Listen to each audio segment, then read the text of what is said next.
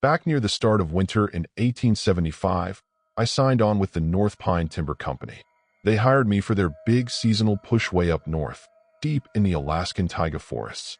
I was 27 years old then, more comfortable with a book than anything else, and honest to goodness, I'd never even picked up an axe before in my life.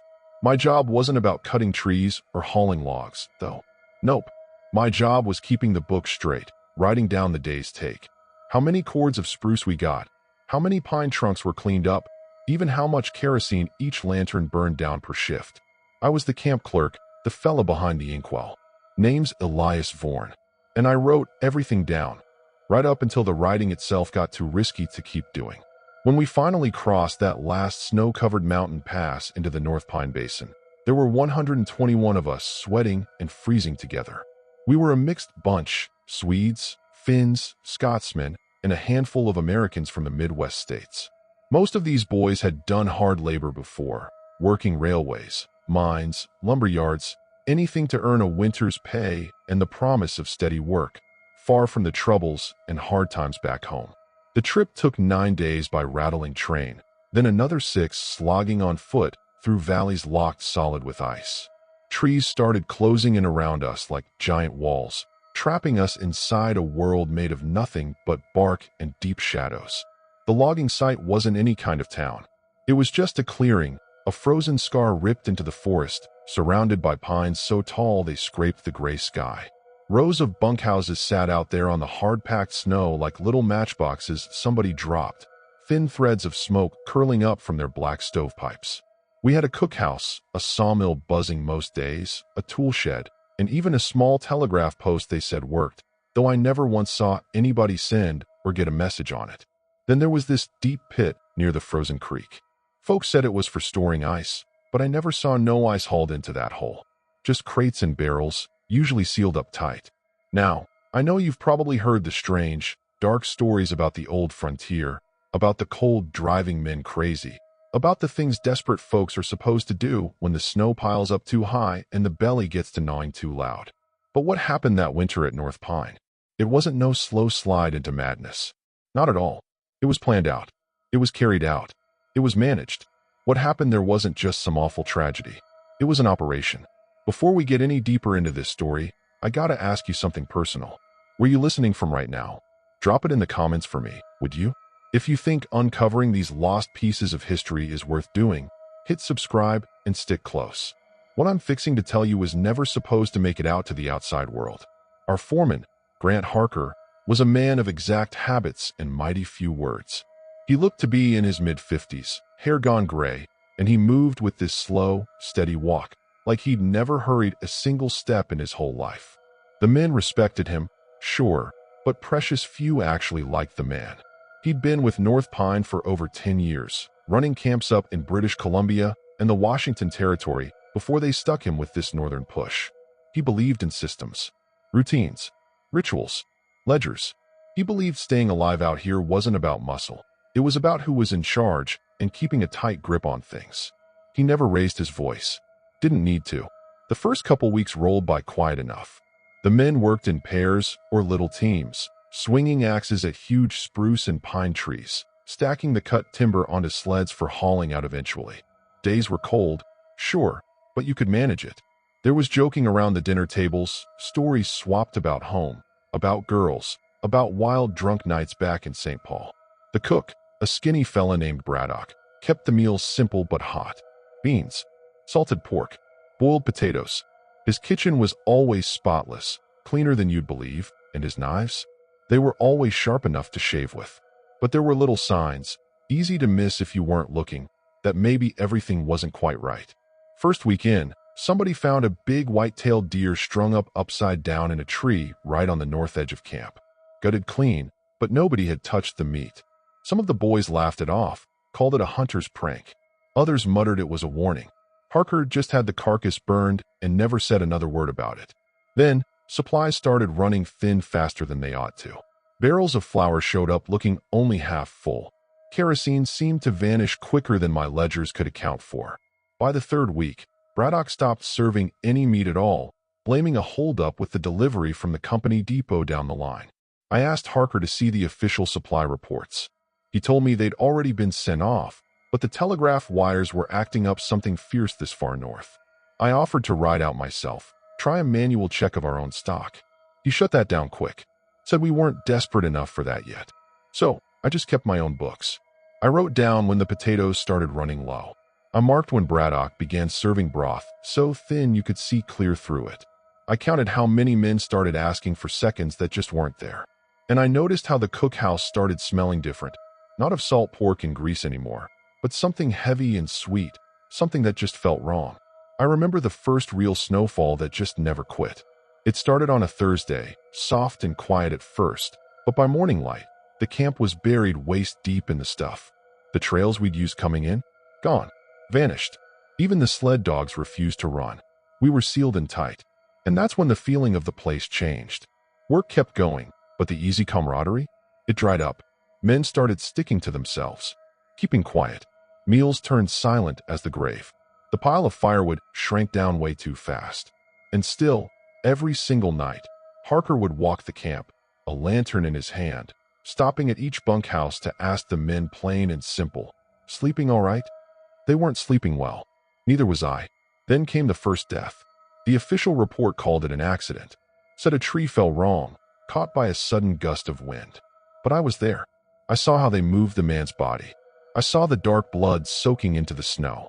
I saw how Braddock showed up, not with a stretcher, but wearing his cook's apron. That very night, stew came back on the menu. Thick stuff, dark, tasted sharp, like too much pepper, and underneath that, something like iron. Harker didn't make no speech. Braddock served it up with a thin smile on his face. And not one single man sitting at those tables asked what kind of animal it came from. I got up, excused myself early, and headed straight for the supply shed. I unlocked my ledger, flipped to a clean page, and wrote down the first entry I never meant for the company's eyes to see. Asterisk, something has started here. Don't know the shape of it yet, but I feel the edges. And they are closing in. Asterisk. The morning after that stew showed up again, I went to the cookhouse early, pretending I needed to check the food supplies for my records. Braddock was already there, his sleeves rolled up, working that long blade of his back and forth over a sharpening stone. He gave me his usual quick nod, offered me a tin mug full of something steaming hot. I said no thanks. The air didn't smell like breakfast cooking. It smelled like boiled metal and pine tar mixed together. I asked him straight out, "You get a shipment I didn't know about, Braddock? Maybe the company sent fresh meat some other way." He didn't even look up from that blade. "You clerks and your ledgers," he said, his voice flat. Always fussing over the paper. Never worried about the real hunger gnawing at a man. That same day, come mid-morning muster, I counted 17 men missing. Just gone. Harker claimed they'd been sent out scouting, checking the trail conditions south of the basin. Thing is, I never saw any orders written up, no gear signed out from the tool shed, and nothing marked on the logboard about where they were headed. When I tried to write down their names anyway, for proper tracking, Harker just waved me off like I was a bothersome fly. "They'll be back," he said, his voice tight. "Don't clutter the company books up with guesses and maybes." Started worrying I was the only one noticing anything. Evenings, I'd sit alone in the little records cabin and start writing in a second ledger, one meant only for me. In this one, I put down everything the North Pine Timber Company wouldn't want seeing the light of day. The stew coming back, the strange way Braddock was acting, the men disappearing without a trace, the numbers in the supply sheets that didn't add up right anymore. Some stubborn sense of duty was still kicking inside me, but it wasn't for the company bosses no more. It was for getting the real truth down on paper. Wasn't just the numbers feeling wrong, it was the whole mood of the camp. Around the bunkhouses, men talked and voices dropped low to whispers. They'd look at each other too long, their eyes holding something unspoken.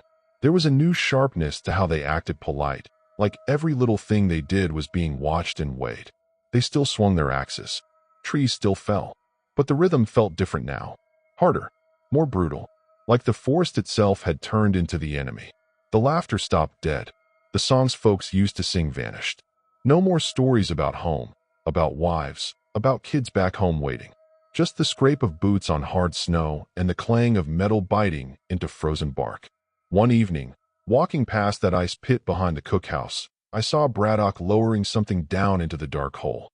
It was wrapped up tight in canvas, bound with thick cord. But the careful, heavy way he handled it, it sent a chill right through my bones. He was working alone. When he turned and spotted me watching, he didn't jump, didn't look startled. He just gave me this calm, quiet smile, like maybe we shared some secret I didn't even know about. I forced myself to nod back, casual-like, and kept on walking like nothing was wrong. That same week, Braddock started handing out a new kind of food. Sausages. Dark, heavy-looking links, wrapped in greasy parchment paper and tied off with twine. No explanation given. No announcement made. Just another offering on the table, accepted with silent nods by men who looked too worn down, or maybe too scared, to ask what animal they'd managed to kill out in woods that hadn't shown a sign of real prey for weeks. I tried to track where this meat was coming from. Checked the remaining crates and barrels. The ledgers didn't match what was inside.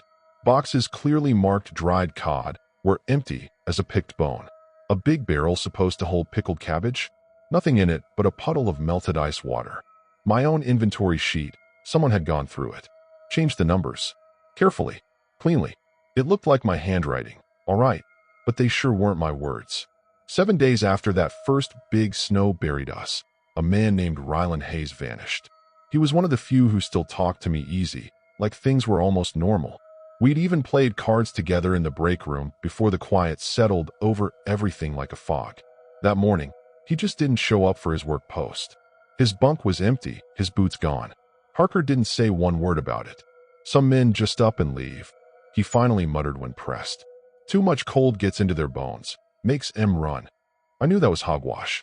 Hayes had just traded me 2 tins of good tobacco for some spare writing paper the night before.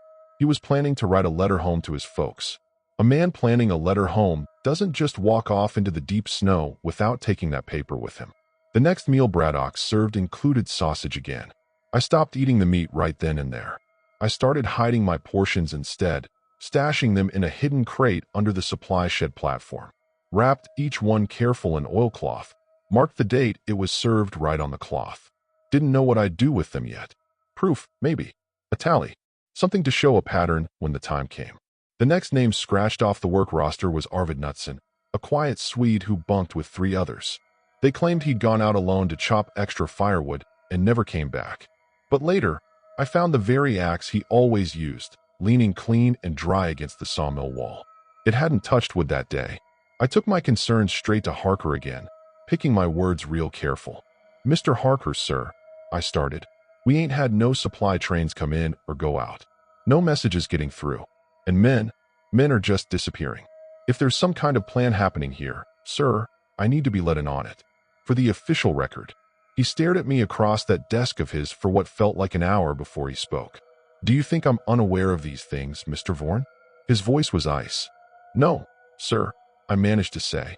He gave a slow nod. "Then you'll also understand this entire operation depends on men keeping their confidence. You start asking questions too loud, you'll put a fright into the others. And scared men, they do foolish things." I walked out of his office feeling my heart pound like a drum against my ribs. That night, I dreamed of knives clicking on bone and ropes lowering things down into black pits. When I woke up, stiff with cold and fear, I found a note tucked right into the pages of my company ledger, one I sure hadn't written. It just said, *, keep quiet. Eat well. Stay useful, *. That note stuck in my ledger haunted me. Not just the words, but what they meant. Somebody had gotten into my place, knew exactly which ledger I still used for company business, and chose to leave a warning, not a threat. It wasn't meant to scare me blind. It felt more like instruction, a little nudge from inside whatever this system was. *, keep quiet. Eat well. Stay useful. *, it whispered there was a cold logic behind all this madness. A deliberate design. Next morning, I got up before the wake-up horn even blew. Went out into the clearing while the whole camp was still dead asleep. Sky was that soft gray color, snow reflecting a dull light that made everything feel hushed and still, like the world was holding its breath. The big trees just stood there, silent sentinels.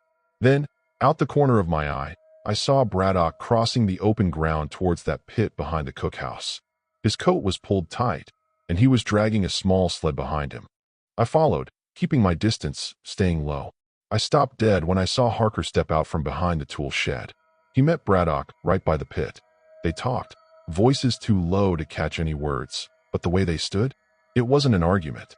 It was coordination, like two men checking off a list. Harker pointed at something in a ledger Braddock was holding. Looked like one of mine, but I couldn't be sure, then handed him a folded piece of paper. Braddock gave one sharp nod and walked off. Harker watched him go. I waited until they were both well out of sight before I crept closer to the pit's edge. It looked deeper than I remembered. Ice crusted the sides, but the bottom wasn't frozen solid anymore. There were dark stains in the snow near the lip, fresh drag marks leading right up to it. The smell hit me faintly, earthy, sharp, with that same iron tang underneath. Made my stomach turn. Later that same day, Harker called me into his cabin. Had a new job for me. Said the company brass wanted detailed tracking now. How many trees each man chopped, hours logged, waste levels. He handed me a list of names. These men, he said, tapping the paper, they're the new core teams. They get extra rations. For that, they work longer shifts. You monitor their output. Record it all. I looked down the list. 12 names. Not one of them matched the men who'd gone missing. What about Hayes? Knudsen? I asked, trying to keep my voice level. Unreliable, Harker said, not even looking up from his own papers. Not part of the new structure. I just nodded, took the list, and got out of there quick. That evening, I hung back near the bunkhouse while the men Harker had named gathered in his quarters. Couldn't hear much, but I saw their faces clear enough in the lamplight when they came out later. Braddock, naturally. Harker himself. And 3 others I knew. Stennis, a tough, silent team leader from the east side. Corley, the fella who monitored the food supplies and had keys to the crates. And Monroe, the shift supervisor who ran the night patrols. The meeting lasted more than an hour. When they finally came out, their faces were blank, like stone. Nobody said a word. They just walked back to their own bunks like it was any other night. But something had shifted. You could see it in how they walked. There was a new sureness there, a quiet confidence, like they knew exactly where they stood now. The day after that, a man named Laurent Jorvik had himself a terrible accident. He was working alone down near the frozen creek when a big pine trunk, hanging tilted on a sled, broke loose and crushed his legs something awful. By the time help got there, he'd lost too much blood. Braddock was among the first on the scene. He didn't bring a stretcher. He brought his apron and a roll of canvas tools. Jorvik was declared dead right there on the spot. His body wasn't taken to the flimsy medical tent. Nobody even questioned it. That night, feeling sick, I went to the supply shed and dug out my hidden crate. The sausages I'd stored away, they'd gone bad. The cold alone hadn't been enough to keep them without salt. I threw them out into a snowbank behind the shack and just stood there, watching my breath fog out into the black air, feeling numb. When I finally turned to go back inside, a figure stepped out of the shadows right by the door. Corley, you shouldn't keep things like that hidden away, Vorn, he said, his voice low but clear in the cold. Waste good food. Raises suspicions where they ain't needed. I didn't say a word. Couldn't. He took a step closer. Close enough I could smell the stale tobacco and old grease on his coat. I've seen your ledgers, he said, quiet. The other ones. The ones you think are secret. I'd stop writing in them if I was you. Words got a way of traveling, Vorn. Even when everything's quiet as a tomb. I thought about lying. Denying it flat out. But something in the way he said it told me he already knew everything he needed to. So instead, I asked the question burning a hole in my gut. What is this, Corley? What in God's name are we doing here? He gave me a thin smile, almost like he felt sorry for me. We're surviving, Vorn. That's all there is to it now. Just surviving. Then he turned and walked off, melting back into the dark. After that night, I stopped eating anything I hadn't fixed for myself. Dry ship biscuits. Black tea strong enough to stand a spoon in. Snowmelt I boiled 3 times over. I got thin. Real thin. My hands started shaking in the mornings. But my mind, it stayed clear. Sharp. And I kept writing.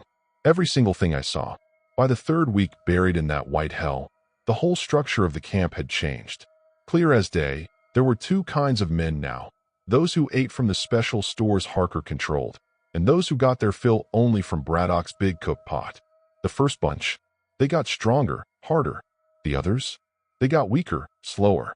Work assignments shifted to match. Strong men got the tough jobs. Weaker men got, well, whatever was left. And strange thing was, nobody complained. Not a soul tried to leave. Sure, the deep snow had us trapped, But it was more than that. It felt like something deeper had sealed us in. This feeling that nobody out there in the world was coming for us. That we were truly, utterly alone. And that silence, above everything else, was what got rewarded. One night, crawling into my bunk, I found a small wooden token tucked under my pillow. Carved into its surface was a strange symbol, a saw blade wrapped tight by flames. Didn't know what it meant then. Not yet. But I'd learn soon enough. I kept the token. Didn't know what else to do with the darn thing. I'd turn it over and over in my fingers at night, tracing that saw blade and flame with my thumb, wondering if it was some kind of invitation into a secret circle, or maybe just a warning shot across my bow. I hid it under a loose floorboard right next to my secret ledger, swearing to myself I wouldn't tell a soul about it. The very next day, the work schedule got shuffled again. A fella named Wexley Coates got pulled off his regular crew. They assigned him to a solo job way out on the southern tree line, a spot everyone knew was dangerous. Snowdrifts hid sudden drop-offs there, and logs had a nasty habit of shifting even when you thought they were pegged down safe. Wexley was young, strong across the shoulders, always quick with a laugh. Folks liked him, and yet, nobody said a word about him being sent out there alone. No partner, no safety line, nothing. I questioned it. Went straight to Monroe, who'd taken over handing out most assignments lately with an efficiency that felt cold as the ground. I asked him, point blank, why send Wexley out solo, Monroe? To the South Woods? Without a partner? Without even a tether line? Monroe just shrugged, not even looking at me proper. Kid's strong. He can handle himself. Strong men don't work alone down there. I pushed back. It's asking for trouble. That got him to look at me. His eyes were flat, empty. They do now, he said, and that was the end of it. Wexley didn't come back when the shift horn blew that evening. Nobody sent out a search party. Nobody even mentioned his name much. Braddock, though, he was up before the sun the next day, stoking his cook fires hotter and harder than I'd seen in weeks. That night, stew was back on the table. This batch tasted different, smoky, seasoned almost sweet. The portions were bigger. The men ate slower, chewing deliberate. Not a word was spoken in that mess hall. I sat off to the side, sipping at weak broth I hadn't touched, watching those men clean their bowls, licking their spoons clean. The look on their faces, it wasn't just hunger satisfied. It was something deeper, darker. It disturbed me more than the silence ever had. Later, back in my bunk, I checked under the loose floorboard. The wooden token was gone. Just gone. Knowing someone was watching me didn't surprise me much anymore. What froze my blood was realizing someone had come right into my cabin, found my hiding spot, and taken that symbol without messing up a single paper or moving a thing out of place. This wasn't a punishment. This was a test. They were seeing what I'd do. The next afternoon, I saw something that took all my suspicions and hammered them into cold, hard certainty. Near the edge of camp, tucked behind the main storage shed, I spotted Corley and Monroe talking real low and serious to a third man. Didn't recognize him at first. His coat was different, hat pulled down low. But when he turned his head, I saw the eyes. Braddock. They were huddled around something lying open on a crate. Something that made my heart stop. It was a ledger. My secret ledger. I ducked back into the shadows quick, before they saw me, my breath catching sharp and shallow in my throat. How? I kept it locked, stashed away. But there it was, open, pages fluttering a little in the dim firelight leaking from a nearby shack window. I couldn't hear the words, but Corley pointed at a page, then at Braddock. Monroe just watched, arms crossed. The meaning was plain as day. Asterisk, rewrite it.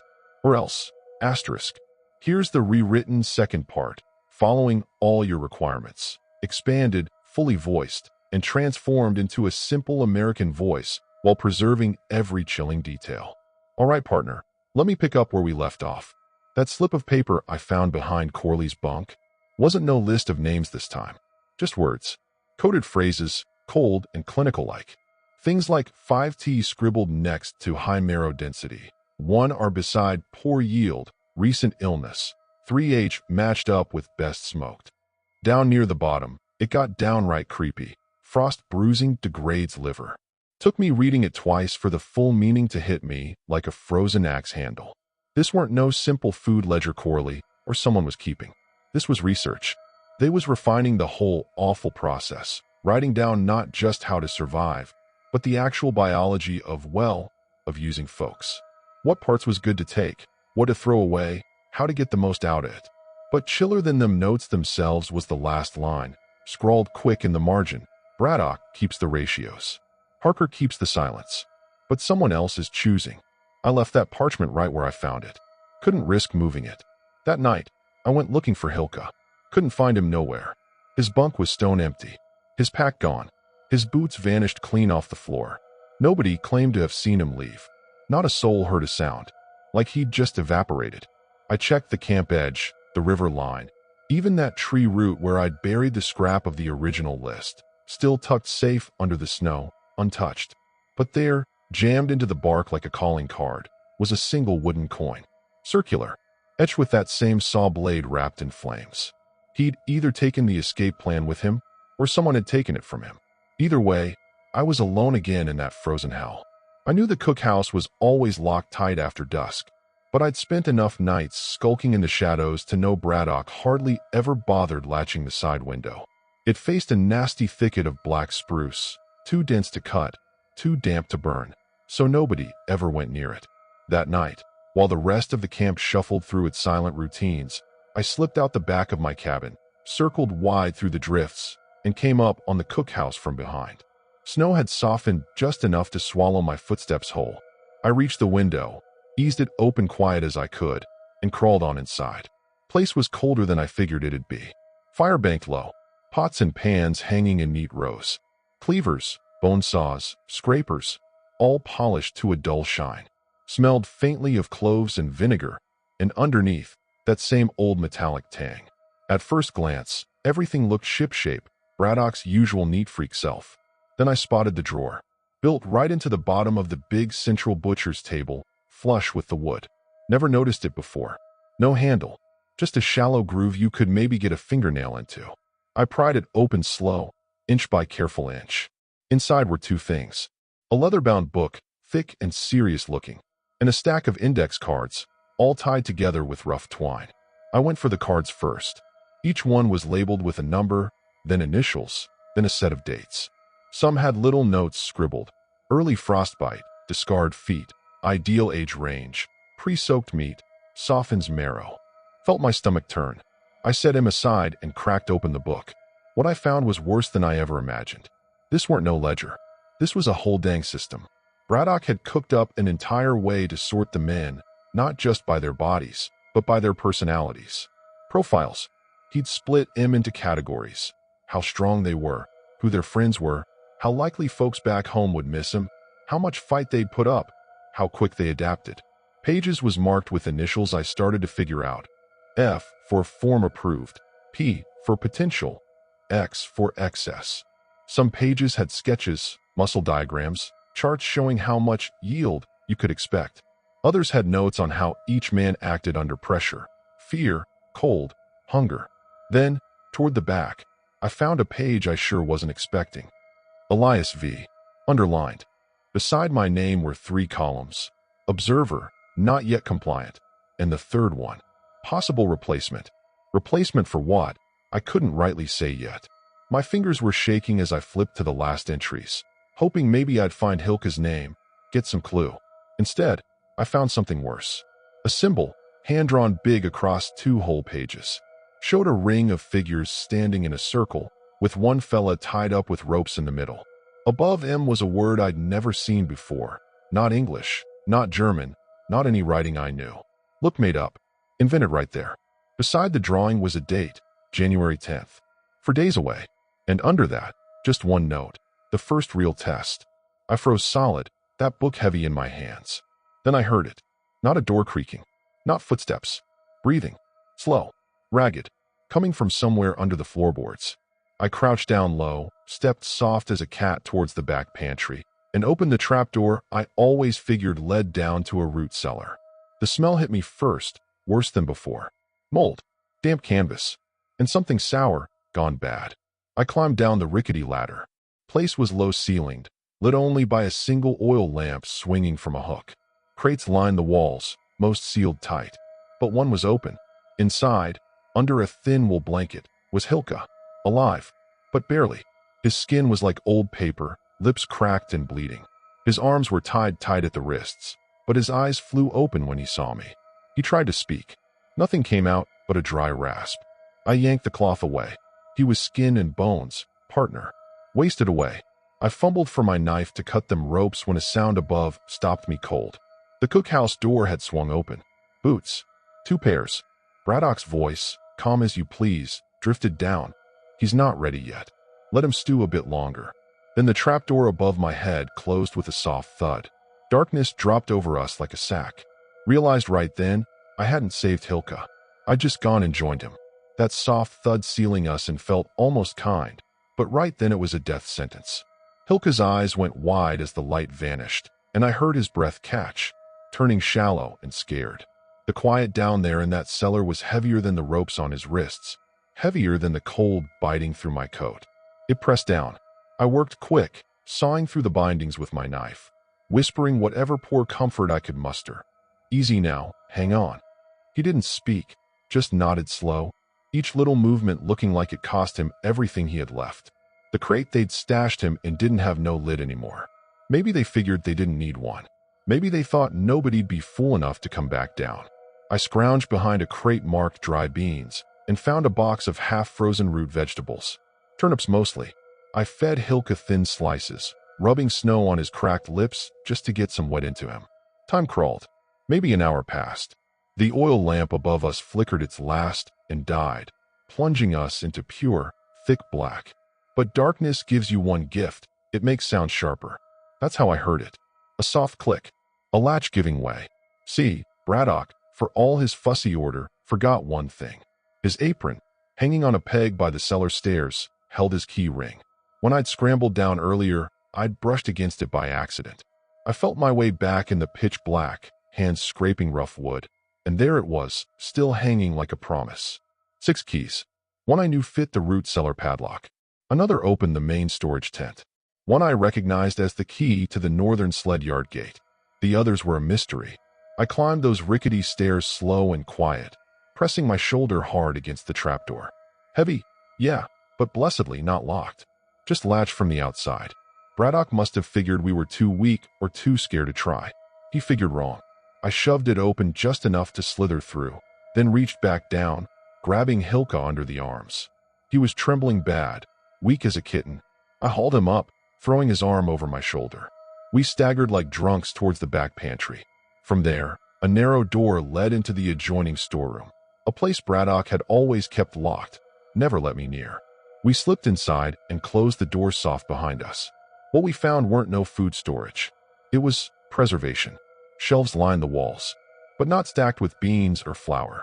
Covered in clothing. Dozens of shirts, coats, gloves, boots. Some stained dark. Some cleaned and folded neat as pins.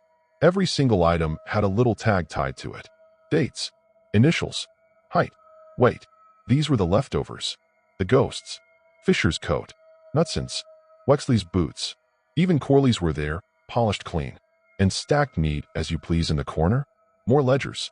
Not Braddock's creepy book, not my hidden one. New ones. I opened the top book. First page had a single title. Selection Sequence, January 10th. Underneath was a list of names. Not just one. Not just Hilka. Not just me. 13 names. Each one followed by a cold category. Final portion. Smoking candidate. Reserved for demonstration. Demonstration. Hilka whispered the word just before I could, his voice thin with horror. We flipped through the pages. Each name had a profile, notes on their condition, how they might act locked up, how much fight they'd give. We weren't just on the menu for the pit no more. This was something else. A show. Sending a message, maybe. Tightening their grip. Or something darker still. This camp weren't just eating its weakest anymore. It was putting on a display of pure control. Picking folks not cause they was weak, but cause folks would notice they was gone. Hilka grabbed my sleeve, his fingers like ice. We gotta burn it, Elias, he hissed. All of it. But I shook my head. Not yet. I flipped to the very last page. There, written in a hand that looked rushed, scared even, was a final note. Those who know must be erased before the 10th. Vorn is watching. Hilka is unstable. Elias must be processed early if interference continues.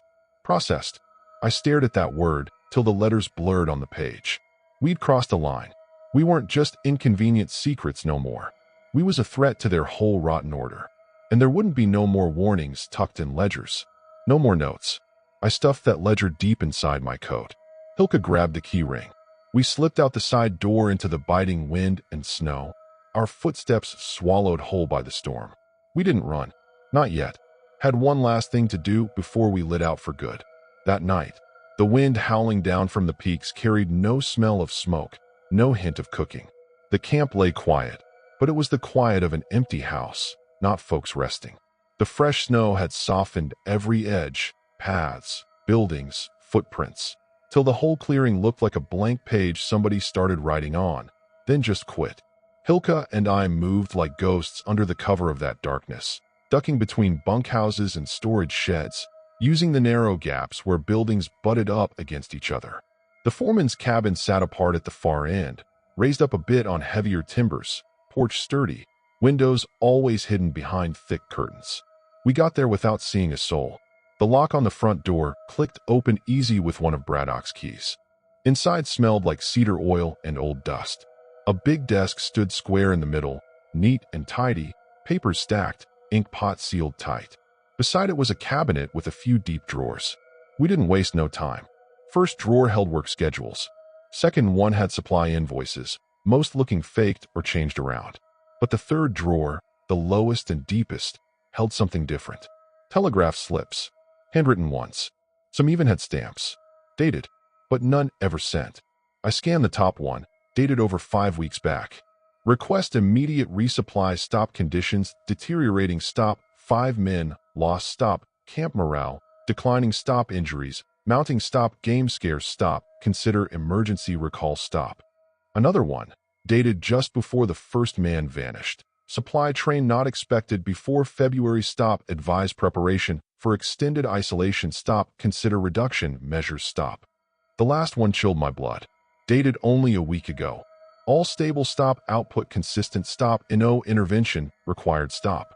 Signed not by Harker, but by some fella at company headquarters. Name I didn't know. Hilka held up another paper, thinner, yellower. Transmission to be delayed, stop, direct orders from central office, stop, observation, ongoing, stop. He looked at me, his eyes wide in the dim light filtering through the curtains. They knew. Elias, he whispered. I just nodded, feeling sick. They still know. It weren't just that messages got lost. It was deliberate. We'd been kept here like rats in a cage. Watched. Studied. Them deaths. They weren't just ignored. They was useful. Measured. Expected.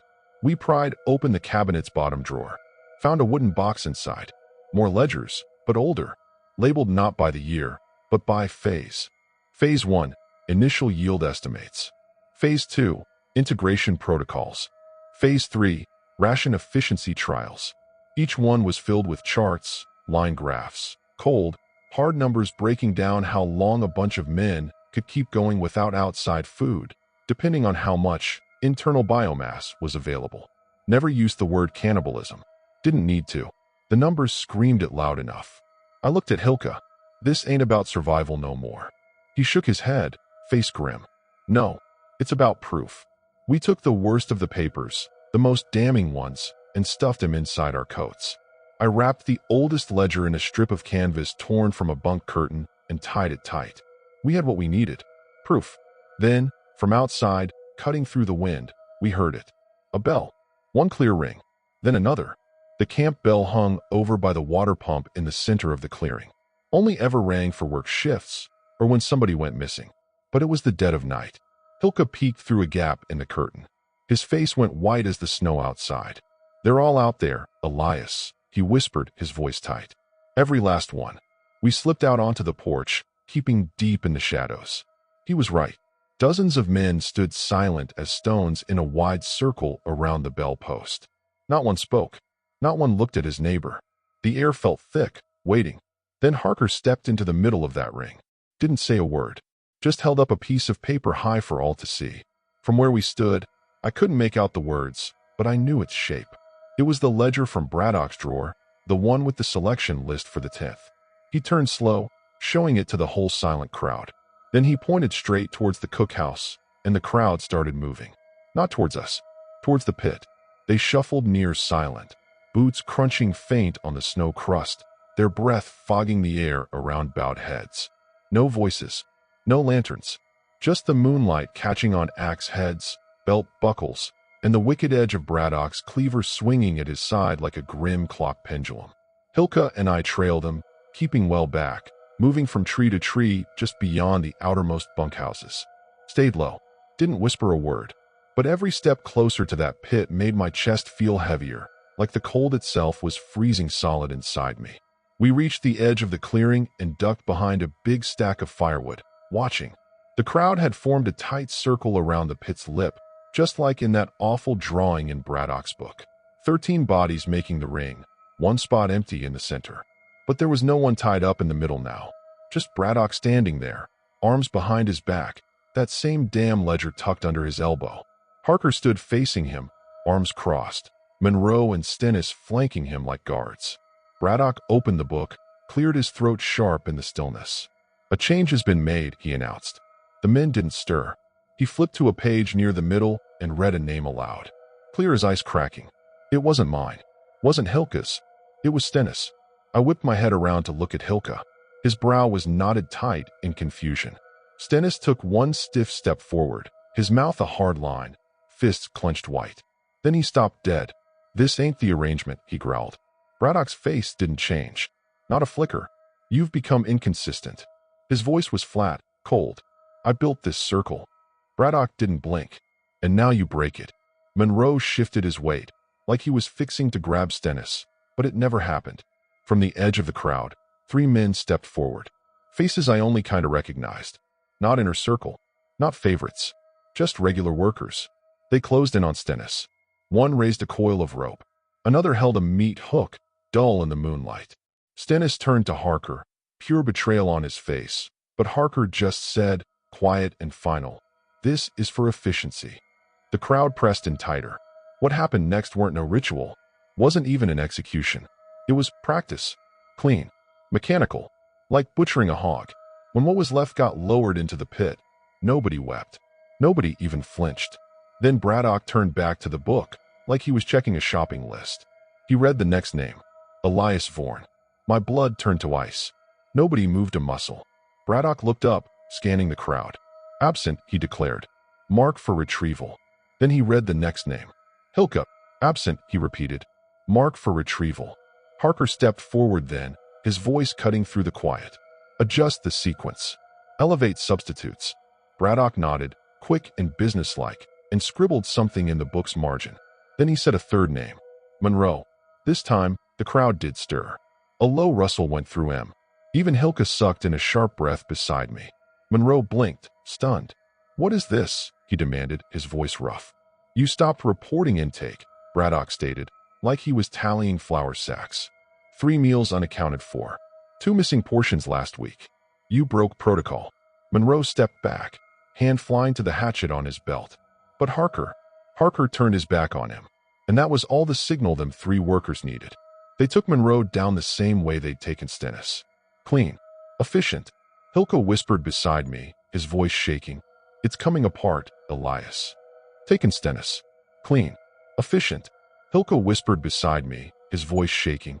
"It's coming apart, Elias." "No." I breathed back, watching Harker still back.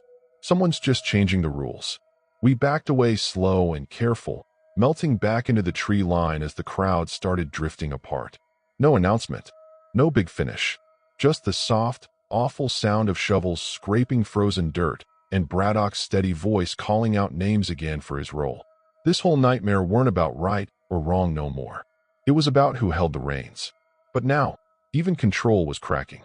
'Cause if the names on the list could change just like that, so could who ended up in the pit. We didn't sleep a wink, barely stopped to catch our breath. Before the first gray light touched the mountain ridges, Hilka and I had the stolen pages packed tight. Braddock's ledger, the copied telegraph slips, the adjusted list, and we struck out east, heading for the frozen river. Snow was deeper than it had been in weeks, belly high in places, and every mile felt like 10. By noon, we finally scrambled up a ridge and looked down. Below us lay the river, white, vast, winding through the trees like a scar on the land. We could see the far tree line, untouched wilderness. Hope felt real for the first time in months. Hilka dropped to his knees beside a snow-covered boulder, gasping. "We make it across, Elias, we live." But something held me back. A feeling. It was too dang quiet. No shouts behind us. No horns blowing the alarm. Just nothing. An awful, waiting silence. We pushed down the slope, reached the riverbank, and stepped out onto the ice. Solid, cracked in places, but holding firm under our worn boots. Quarter mile, maybe less, to the other side. Freedom. And then we heard the voice. Coming from the woods we just left. "You're leaving without saying goodbye?" We spun around. Took me a second to recognize him, bundled in furs, face pale as death under snow-matted hair.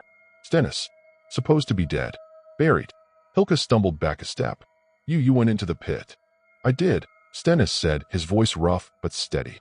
"And I came out." Words failed me. Could only stare at the ghost standing there. He stepped forward, dragging something behind him through the snow. A sled, covered over with canvas. "You ain't the first to try the river," he said, his eyes fixed on us. "But you might be the first to make it. I'm offering you that chance." Hilka found his voice first. "Why? Why help us?" "Because it's time someone got out," Stennis answered. "But not with everything." He reached into the sled and pulled out something wrapped in oilcloth. Tossed it at our feet. It was Braddock's ledger. The real one. The awful proof. "Leave it," he said flatly. "Leave the names. The ratings. The whole rotten order." Hilka shook his head hard. "That book. It proves everything that happened. It's the only thing that might stop M." Stennis looked at him, calm as stone. "That book is what feeds the system, son. You carry it out, they'll bury it deeper than any pit. Discredit it. You'll vanish. Poof." I looked down at that bundle. Could almost feel the heat of the words inside. The names, the calculations, the notes on flavor. But if we didn't bring it, then how do we make him pay? I started. "You bring yourselves," Stennis cut in. "Your words. Your memory. Right here." He tapped his temple. "That's the only proof they can't rewrite. Can't burn. Can't bury." I didn't trust him. Not one bit. But time was running out faster than sand through an hourglass. Hilka looked at me, fear warring with hope in his eyes. "What if it's a trap, Elias?" I looked back at the wide, white river. What if it wasn't? Stennis took another step closer, his voice dropping lower. "Leave it here. Walk away. Don't look back." Hilka bent down slow, his fingers trembling over the oilcloth bundle. He picked it up, heavy with horror, then placed it back carefully onto Stennis's sled. Stennis gave the faintest ghost of a smile. "Good choice." As we turned towards the river ice, he added one last thing, his voice barely above the wind. "And if you do make it out, never speak my name."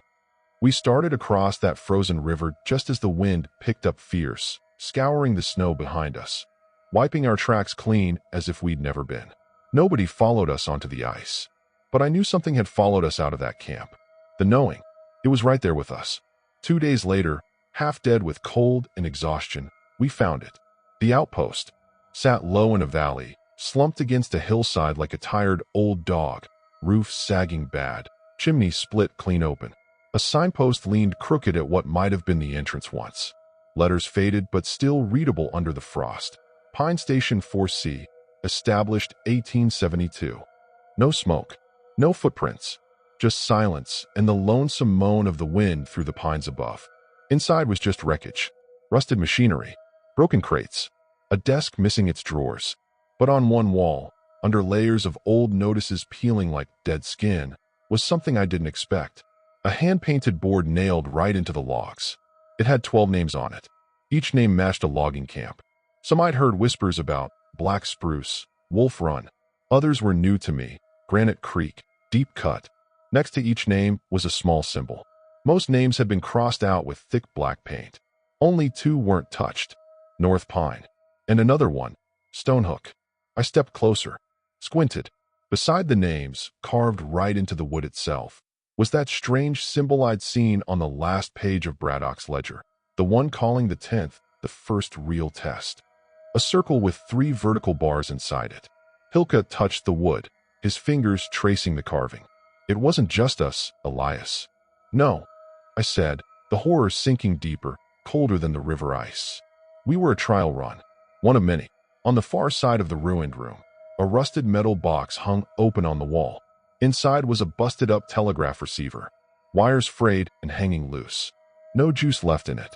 I tapped the key. Dead as everything else in that place. Hilka sank down onto a broken crate, looking utterly spent. Even if we make it to the next town, who's gonna believe us? Just two ragged men spouting madness. I sat down heavy beside him. They won't. Not less'n we show him something real. Something solid. I thought of that awful ledger sitting on Stennis's sled. Maybe leaving that book behind was the only price for getting this far. Outside, the wind rose again, howling like a banshee. The trees groaned and creaked. We spent the night in that cold, dead place, huddled under some torn horse blankets we found, listening to every creak and groan, jumping at shadows we couldn't see. Come the first gray light of morning, I went back to that wall with the names. Under North Pine, I took my knife and carved a simple cross. Deep, under Stone Hook, I carved a question mark. We set off again at dawn. But now, we weren't just running. We were hunting whatever came next. We hit the mountain road near midday. It was rough, half buried under old snow and fresh rock slides. But it was a road, made by men, leading somewhere. Hilka had gotten quieter than ever. Didn't ask how far no more. Didn't pull out the map. Just put one foot in front of the other, like walking itself was the only thing keeping him alive. Then we saw him. Two men standing by a mule-drawn sled pulled off at a bend in the trail. They weren't from North Pine. That was plain as day. Dark blue coats, not our brown canvas. Polished boots, good gloves, and revolvers holstered plain on their hips. I slowed down. Hilka did too. One of them raised a hand. "You from the basin?" he called out. We didn't answer.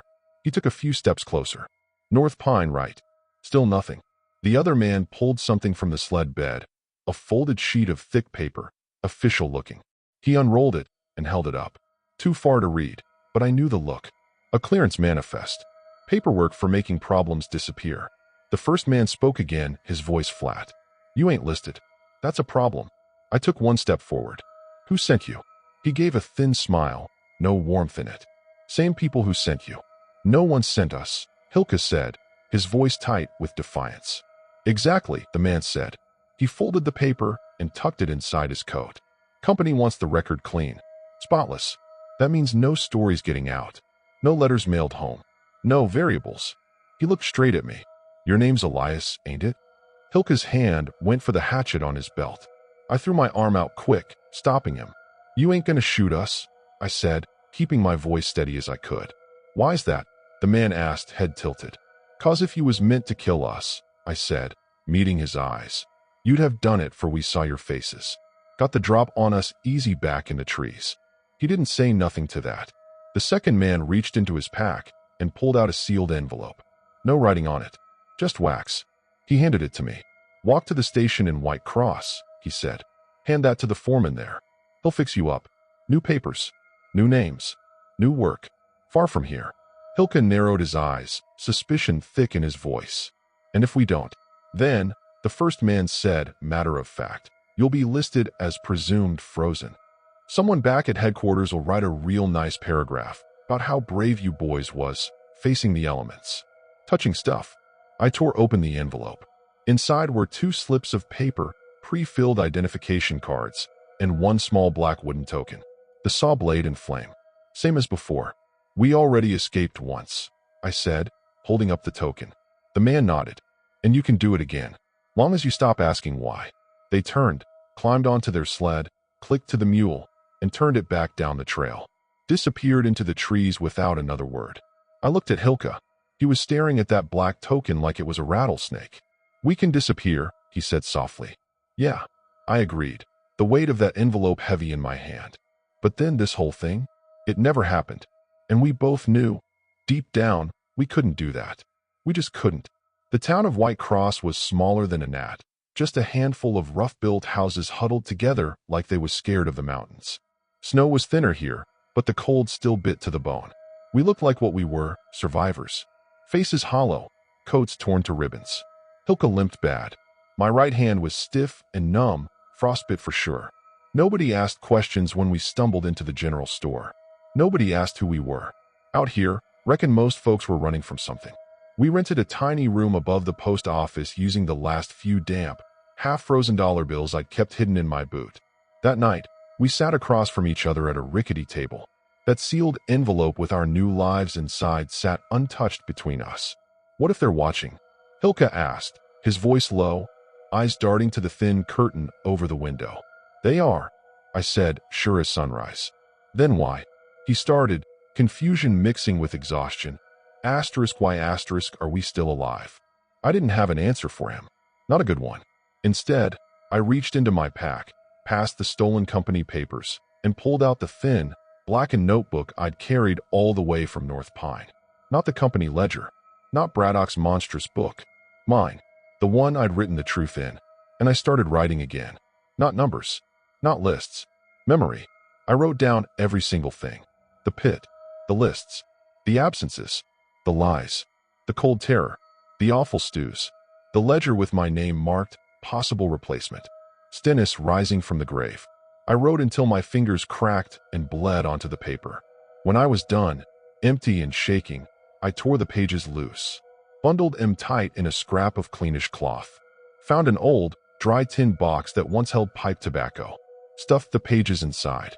Sealed it tight. Then I walked to the edge of that sorry little town, where a single, lonely telegraph pole stood crooked at the end of the muddy road. I climbed the little embankment behind it, dug a hole deep beneath the roots of a gnarled pine, and buried that tin box. Marked the spot with a single rusty nail driven into the bark. Walked back to our room without looking back once. We caught the southbound train the next morning. Boarded under names that weren't ours. Sat beside folks heading to farms, shops, families, folks who'd never know the smell of that cookhouse, the weight of that silence, the taste of that fear. We didn't talk. Just watched mile after mile of pine forest slide by the window. Dark, endless, silent. And we lived. Years rolled by. Got to be 1911. A federal investigator poking into some money trouble over at Union Rail Holdings stumbled across a set of sealed-up records marked Timber Noncompliance, Phase 3. Inside was a single file labeled North Pine Basin, 1875. But what spooked that investigator more than the dry company reports was something else tucked in with it. A beat-up old tin box, weathered by time. Inside, dozens of pages. Handwritten. Signed simply E.V. None of the bigwig company bosses could explain where it came from, how it got there. That file got sealed right back up. The whole investigation got shut down, quiet-like. But somehow one copy of them pages got out, leaked to a local reporter up in Anchorage. He read M.